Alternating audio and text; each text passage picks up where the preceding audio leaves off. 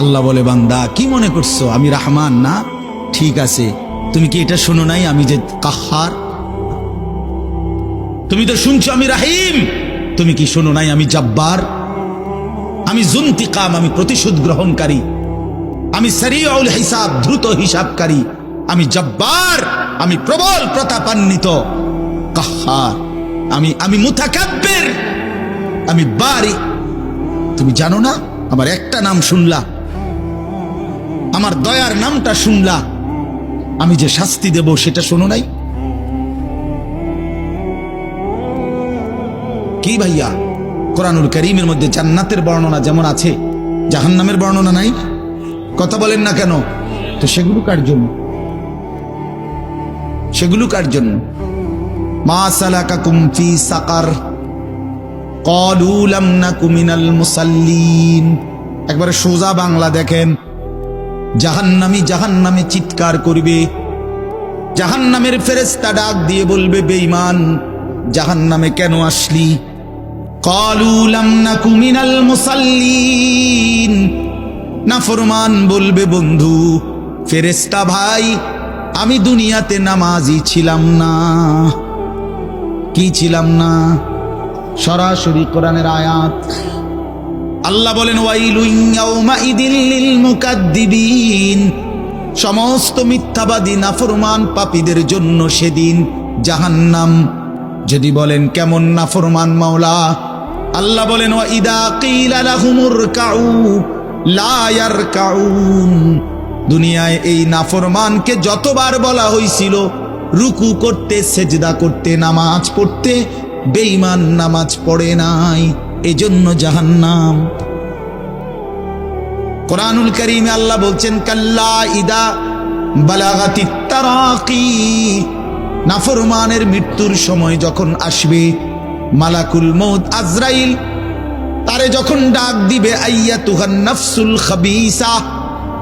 প্রতিটা পাপী নাফরমানের জান কবজের সময় আজরাইল যখন ডাক দিয়ে বলবে, হে খবিস আত্মা বের হ, উখরুজি, বের হ।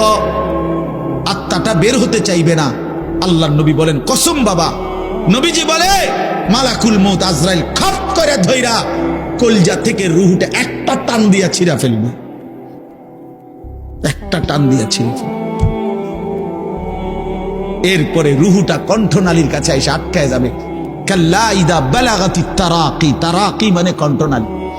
ফালাউলা ইদা বালাগাতিল হুলকুম ওয়া আনতুম হিনা ইদিন তানজুরুন। এটার অর্থ এটাই। হুলকুম মানে এই কণ্ঠনালী, বের হতে চাইবে না রুহু। আজরাইল তখন ধৈরে টাইনা হেসরাইয়া ছিঁড়া ছিন্ন ভিন্ন করে বেঈমান নাফরমানের কলজা ছিঁড়ে ফেলবে, রুহু ছিঁড়ে ফেলবে, এরপরে শরীর থেকে বের করে নিয়ে আসবে। আরে বন্ধু, এই কোরআনে আছে, আল্লাহ নিজে বলছে, এমন নির্মম মৃত্যু হলো কেন? এই নাফরমানের মউত এত কঠিন হলো কেন? তার কলজা ছিঁড়া ফেলছে, রুহু ছিঁড়ে ফেলছে, এমন মৃত্যু হলো কেন? আল্লাহর কসম বাপ, আমারেও বলি, আপনারেও বলি, আল্লাহ কোরআনে সরাসরি বলছে, এমন ভয়ানক মৃত্যু হলো কেন? ফালা সাদ্দাকা ওয়ালা সাল্লা। কারণ এই নাফরমান আমি আল্লাহর কথায় বিশ্বাস করে নাই, ওয়ালা সাল্লা, এবং নামাজ পড়ে নাই, নামাজ পড়ে নাই, নামাজ পড়ে নাই। হ্যাঁ, বেনামাজি সন্তান মনে রাখো, বাদুগা খাইতে এলে খুব মাতবর, মোবাইল একখান টিপে, মোটরসাইকেল একখান চালায়। হ্যাঁ, বাহ বাহ বাহ বাহ বাহ বাহ বাহ। আর কি, আর ধরে কে? আমার একটা মোটরসাইকেল আছে, আমার একটা মোবাইল আছে, আমার কিছু বন্ধু আছে যারা আমার সারাক্ষণ অসৎ সঙ্গ দেয়।